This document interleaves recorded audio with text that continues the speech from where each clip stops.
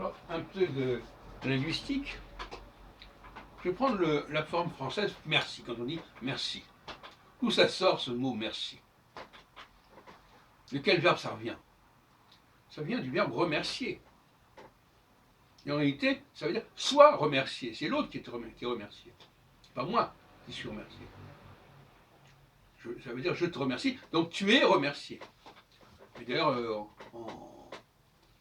en portugais, on dit obrigado, mais c'est pas moi qui suis obrigado.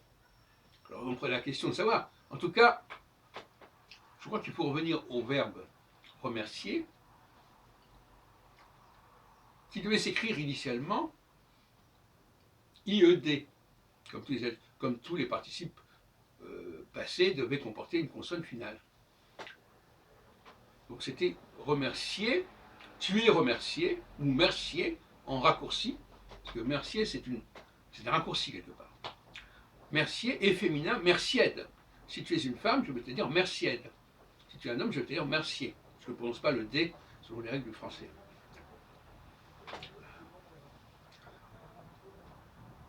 Notons que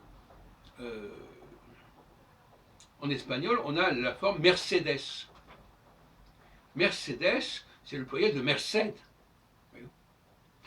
Et Merced, ça veut dire merci, mais ça veut dire merci dans le sens de pitié, tu as pitié, peu importe. Donc, les Espagnols nous rappellent bien souvent que nous avons perdu ce D du participe pour la première conjugaison. Quand ils disent par exemple olvidados, los olvidados, ils m'ont dit les oubliés. Mais eux, ils rappellent le dados, c'est-à-dire il faut qu'il y ait un D après, à la fin, pas un... Donc ça, c'est le point faible du français. C'est un problème d'autant plus grave que c'est la forme orale qui a déteint sur la forme écrite. Ce qui n'est pas le cas en général en français. On garde bien la forme écrite dans son autonomie et en ayant une forme orale différente. Mais là, ça s'est passé autrement. Et c'est bien fâcheux. Les Anglais, d'ailleurs, n'ont pas suivi le chemin, question, et ils nous rappellent aussi, les Anglais, que, avec leur partie passée en ED, que c'est la forme française d'origine. Il faudrait y revenir, cette forme française d'origine. C'est-à-dire que prononcer le ED comme un E, tout comme EZ comme un E, comme un ER comme un E, comme ES comme un E.